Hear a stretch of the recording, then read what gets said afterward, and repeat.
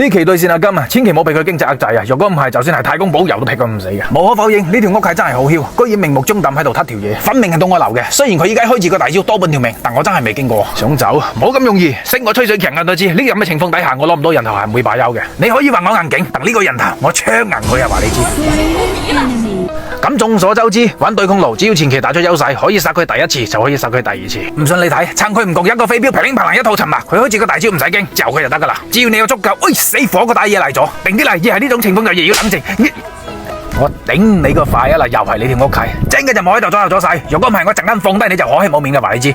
喂，哇！啲傷害真唔係講笑嘅，啲血量唰一聲就冇咗。不過我都唔係龍打開命嘅，想殺我冇咁容易。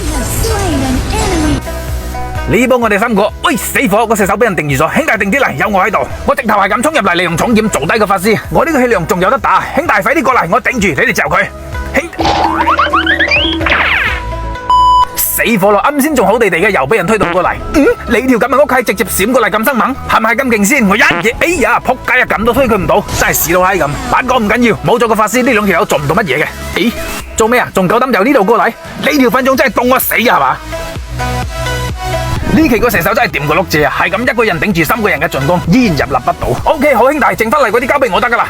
有科服急定啲嚟。無可否認，呢條屋契真係好堅持，呢咁嘅做事風格，我真係有啲欣賞。